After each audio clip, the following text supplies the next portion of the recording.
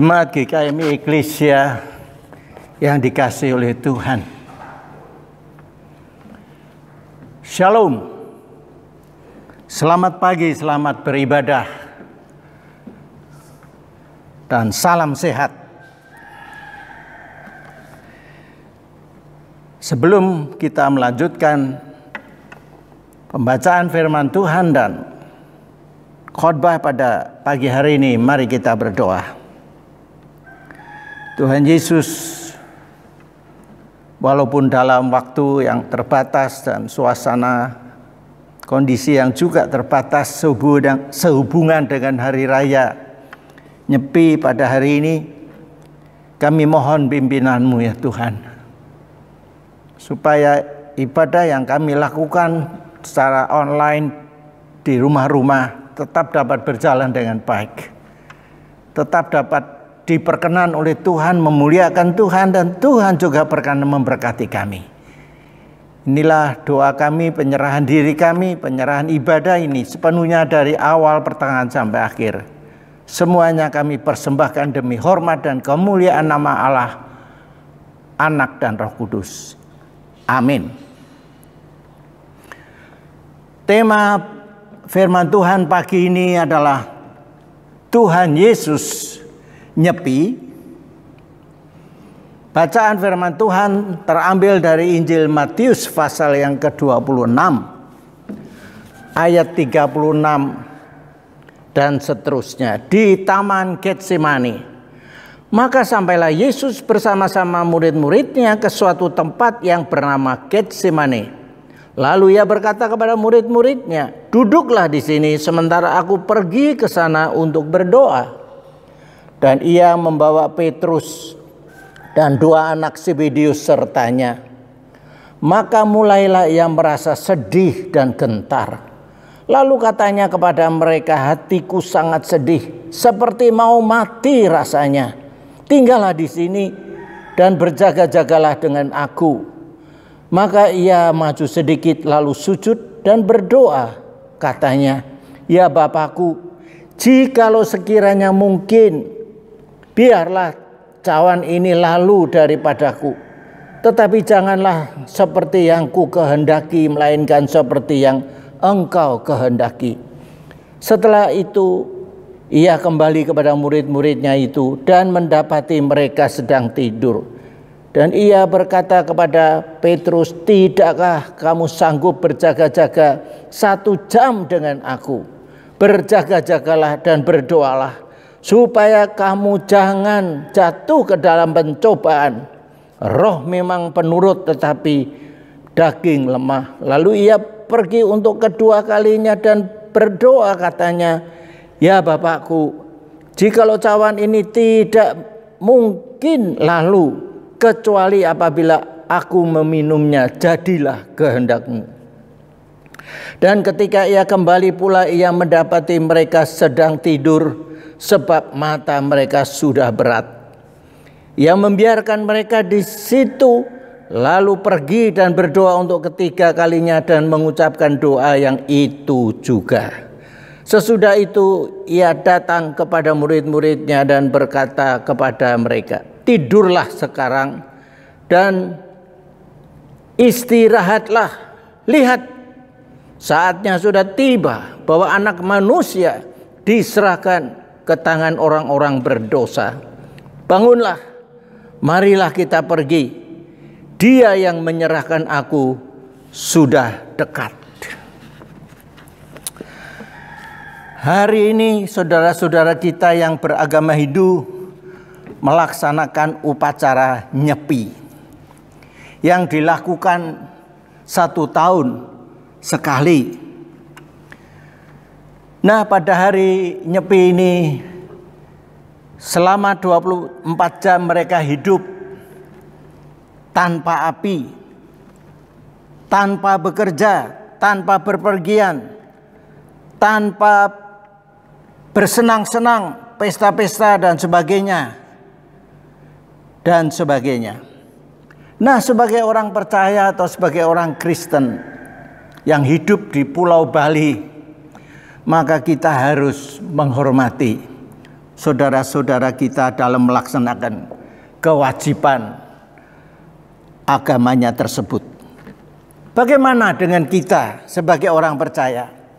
Apakah kita memiliki upacara atau kegiatan semacam nyepi ini? Tentunya apa yang kita lakukan adalah sesuai dengan ajaran dan teladan daripada Tuhan Yesus Kristus, bukan? Ketika Tuhan Yesus mulai terjun di dalam pelayanannya pada usia 30 tahun, maka dari pagi sampai petang dia berkhotbah, dia mengajar, dia menyembuhkan orang-orang sakit, dia menguatkan yang lemah, bahkan dia juga mengusir setan dan memberi makan orang yang lapar, dan seterusnya dan seterusnya. Dan itu Tuhan Yesus lakukan bersama-sama dengan murid-muridnya dari pagi sampai dengan petang. Dan dia lakukan itu dari satu kota ke kota yang lain, dari satu desa ke desa yang lain. Dan untuk pergi ke kota atau ke desa itu, dia lakukan sambil berjalan kaki. Seperti yang disebutkan di dalam Injil Lukas, pasal yang ke-8, ayat yang pertama dikatakan demikian. Tidak lama sesudah itu Yesus berjalan berkeliling dari kota ke kota dan dari desa ke desa, memberitakan Injil Kerajaan Allah. Ke-12 muridnya bersama-sama dengan dia. Nah, itu semua dia lakukan sementara hari masih siang. Jadi dari pagi setelah matahari terbit terus sampai dengan matahari terbenam, sepanjang hari itu dia melakukan pelayanan tersebut. Seperti juga dilakukan oleh atau disebutkan oleh Yohanes. Yohanes pasal yang ke-9 ayat yang ke-4 dikatakan demikian. Yohanes 9 ayat yang ke-4. Kita harus mengerjakan pekerjaan Dia yang mengutus aku selama masih siang, karena akan datang malam di mana tidak ada seorang pun yang dapat bekerja. Jadi Tuhan Yesus menggunakan kesempatan selama masih siang untuk sibuk di dalam pelayanan. Lalu setelah Tuhan Yesus selesai dalam pelayanan, mungkin senja hari, apa yang dia lakukan? Demikian juga pada pagi hari sebelum dia melaksanakan pelayanannya. Nah, saudara-saudara yang dikasihi oleh Tuhan Yesus, ingatlah bahwa Tuhan Yesus selain dia adalah anak Allah, dia juga adalah anak manusia. Itu berarti sama seperti saudara dan saya sebagai manusia. Kita punya rasa capek, rasa lelah, rasa lapar, dan sebagainya. Dan sebagainya. Tapi Tuhan Yesus tidak beda dengan kita. Dia juga membutuhkan waktu untuk istirahat, bukan? Setidak-tidaknya 6-7 jam sehari untuk memulihkan kesegaran tubuhnya agar besok dia bisa melaksanakan pelayanannya kembali. Tetapi apa yang Tuhan Yesus lakukan sebelum bekerja pagi hari dan setelah bekerja pada senja hari? Alkitab mencatat, saya catat di sini di dalam Markus pasal yang pertama ayat yang ke-35 dikatakan demikian. Markus 1 ayat 35. Pagi-pagi benar waktu hari masih gelap, ia bangun dan pergi keluar. Ia pergi ke suatu tempat yang sunyi dan berdoa di sana. Demikian juga di dalam Injil Matius pasal yang ke-14 ayat yang ke-23 dikatakan demikian. Dan setelah orang banyak itu disuruhnya pulang, Yesus naik ke atas bukit untuk berdoa seorang diri. Ketika hari sudah malam, ia sendirian di situ. Dan satu ayat lagi di dalam Injil Lukas pasal yang ke-6 ayat yang ke-12 dikatakan demikian juga. Pada waktu itu pergilah Yesus ke bukit untuk berdoa, dan semalam-malaman ia berdoa kepada Allah. Jadi kalau Tuhan Yesus sebagai anak Allah selalu menyediakan waktu untuk nyepi, untuk sendiri, untuk bersekutu dengan Allahnya, untuk berdoa sebelum dia bekerja, sebelum dia melayani orang banyak, sebagai tugas yang dia terima dari Allah Bapa. Dan setelah dia melayani sepanjang hari sampai pada petang hari, kembali Tuhan Yesus menyediakan waktu untuk berdoa, bersekutu dengan Bapaknya. Mungkin dia akan mengucap syukur untuk apa yang Allah sudah lakukan pada sepanjang hari itu. Saudara-saudara yang dikasihi oleh Tuhan Yesus, nah, terlalu berlebihankah kalau Tuhan Yesus yang adalah anak Allah menyediakan waktu pada pagi-pagi hari atau pada waktu malam?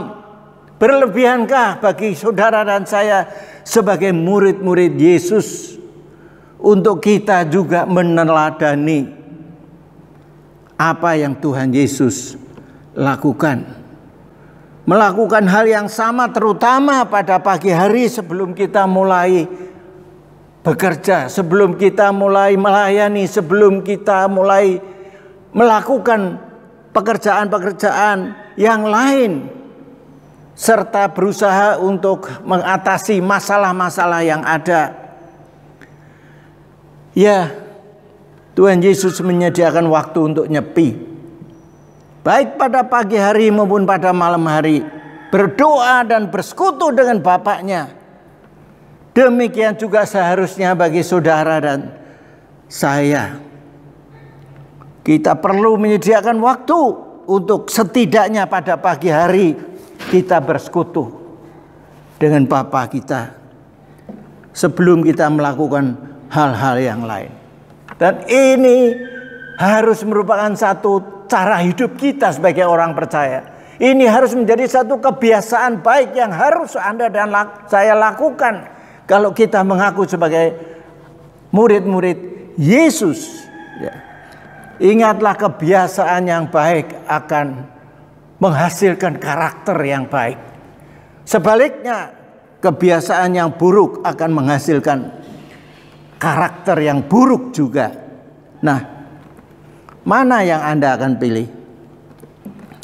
Nah, saudara-saudara yang dikasihi oleh Tuhan Yesus, sebelum terjun dalam pelayanan, setelah Tuhan Yesus dibaptis dengan air oleh Yohanes Pembaptis, lalu juga dibaptis oleh Roh dari Allah Bapa, maka dia dibawa ke padang gurun oleh Roh. Di sana dia nyepi, dia berpuasa dan berdoa selama 40 hari, 40 malam. Dengan siapa Tuhan Yesus nyepi itu? Apakah bersama dengan murid-muridnya? Ternyata tidak. Markus pasal 1 ayat yang ke-12 dan 13 menyatakan, segera sesudah itu Roh memimpin dia ke padang gurun. Di padang gurun itu ia tinggal 40 hari lamanya, dicobai oleh iblis. Ia berada di sana di antara binatang-binatang liar, dan malaikat-malaikat melayani dia. Ya, jadi Tuhan Yesus menyediakan waktu untuk nyepi selama 40 hari 40 malam di padang gurun yang sunyi, yang sepi, yang panas, yang gelap pada waktu malam. Nah, mengapa? Karena Allah ingin mempersiapkan dia menghadapi pelayanan yang teramat sangat berat yang sebentar akan dia lakukan. Dengan cara apa? Allah mempersiapkan atau menggembleng Tuhan Yesus, mempersiapkan dia untuk siap untuk melayani tugas yang Allah percayakan kepadanya. Dengan cara apa?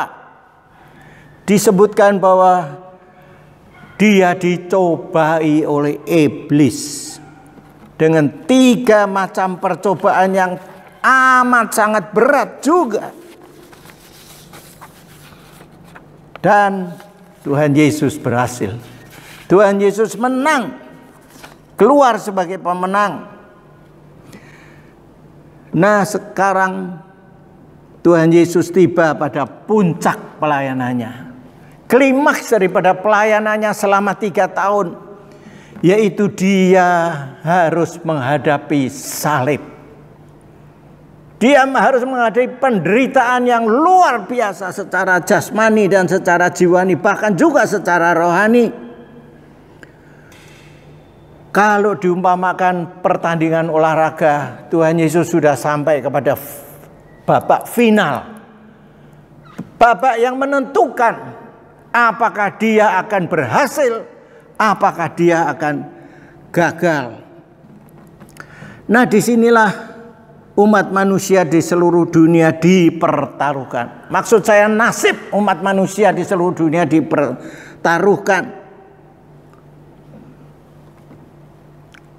Itulah sebabnya sehari sebelum Tuhan Yesus menghadapi salib, dia menyediakan waktu bersama dengan murid-muridnya. Pergi ke suatu tempat yang sunyi, yang sepi, yang gelap, yaitu di Taman Getsemani. Disinilah Tuhan Yesus berdoa dan berdoa, bergumul dan bergumul dengan Allah Bapaknya dengan hebat. Nah, sebelum saya melanjutkan firman Tuhan ini, mari kita saksikan video pendek berikut ini.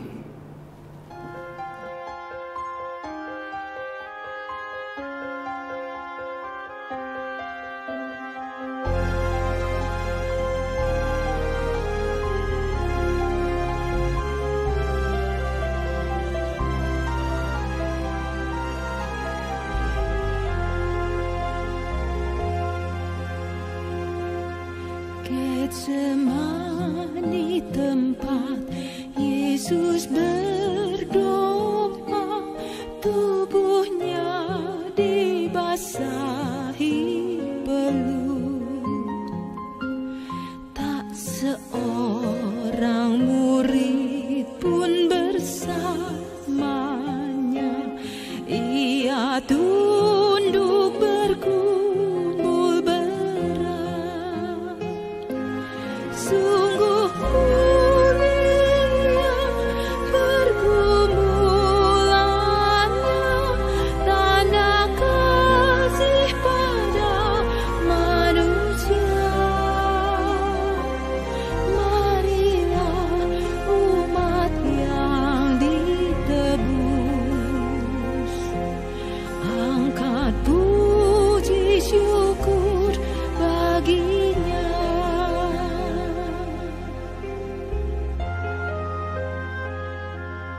Bunyi doa yang naik pada Bapanya, ambil cawan getir dariku, namun jangan kehendakku yang jadi, tapi kehendakmu jadilah. Sungguh mulia pergumulannya, tanda kasih pada manusia.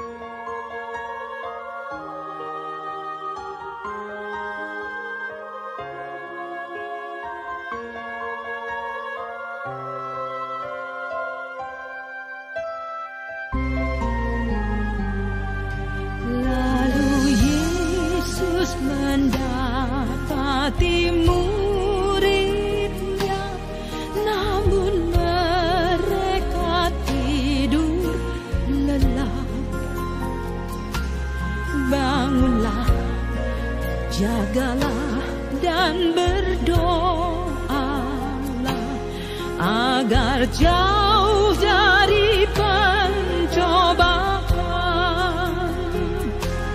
Sungguh mulia pergumulannya, tanda kasih pada manusia. Marilah umat yang ditebus, angkat puji syukur baginya.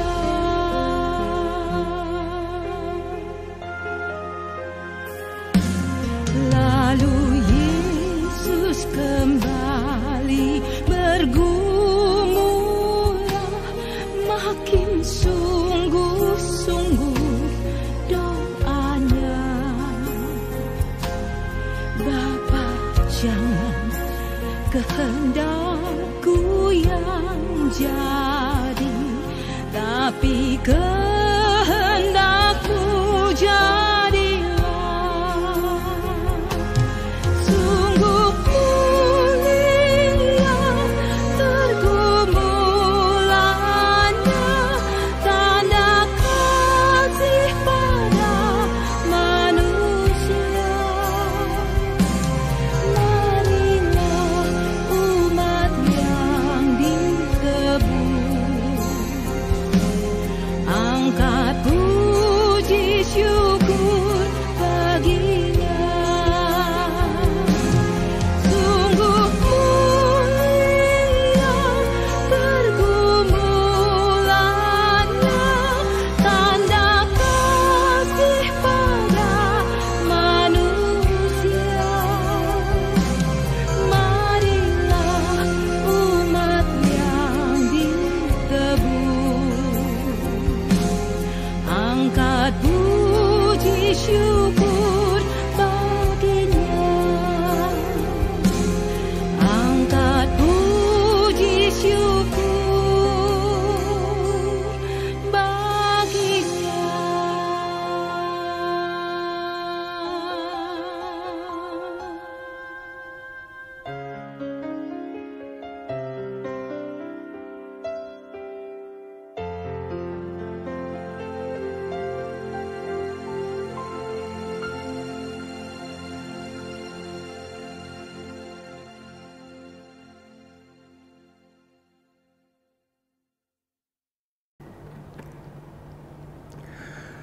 Melalui firman Tuhan dan video tadi kita bisa melihat bagaimana pergumulan Tuhan Yesus nyepi di Taman Getsemani, tempat yang sunyi, yang gelap.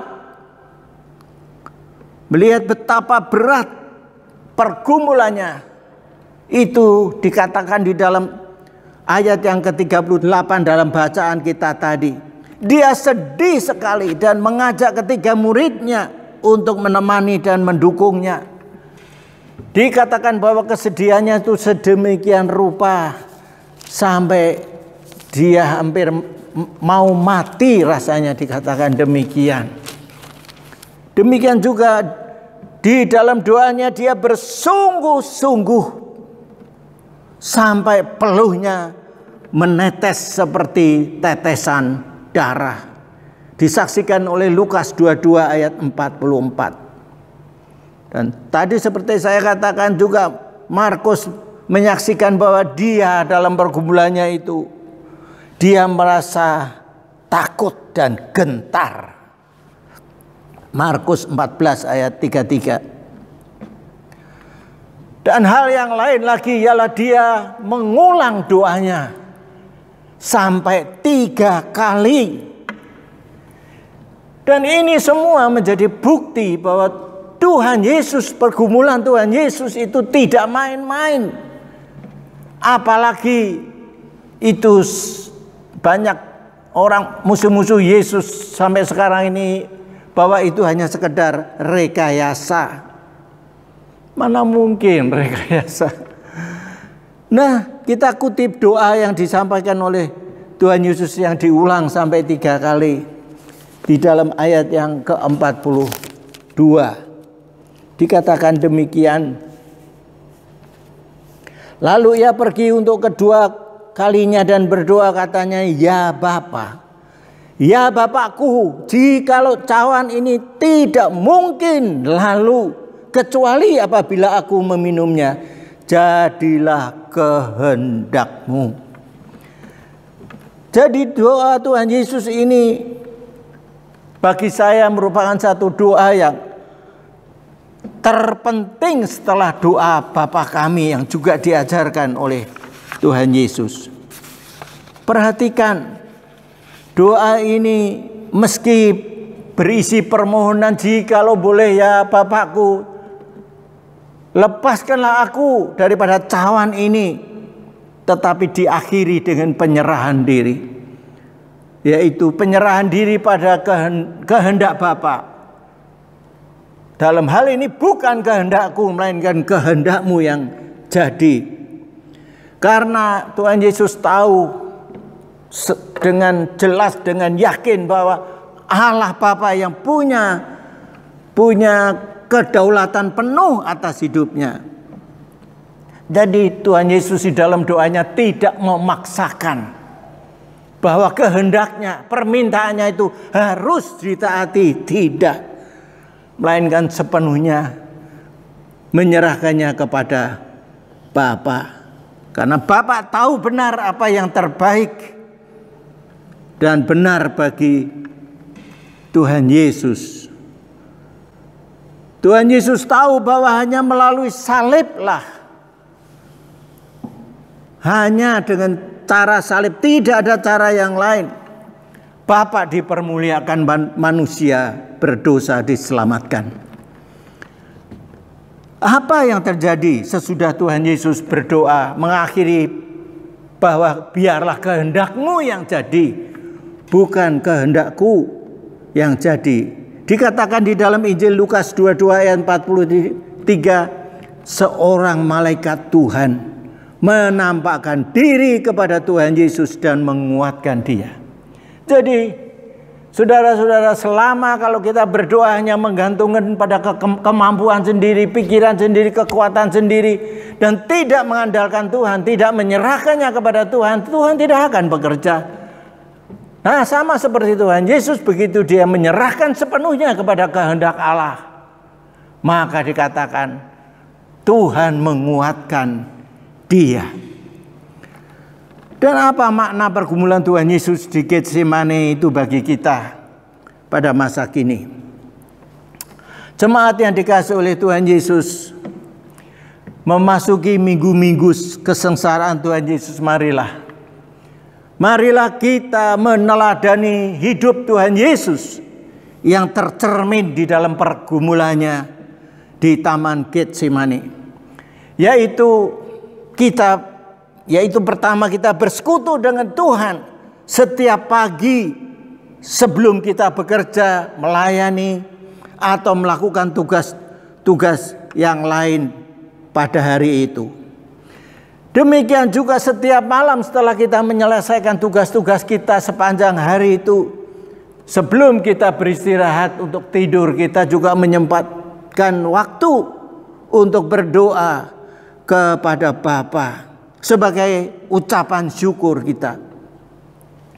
Dalam doa kita pada pagi hari, kita juga perlu mengucapkan syukur kepada Tuhan untuk apa yang Tuhan sudah lakukan sepanjang malam. Demikian juga kita menyerahkan hidup kita untuk hari itu. Kita menyampaikan doa syafaat kita, menyampaikan doa permohonan kita, doa syukur kita. Tetapi perlu ditutup dengan biarlah kehendak-Mu yang jadi, bukan kehendak-ku yang jadi. Dengan demikian maka Tuhan akan menolong kita dalam hidup kita pada sepanjang hari itu. Nah, saudara-saudara,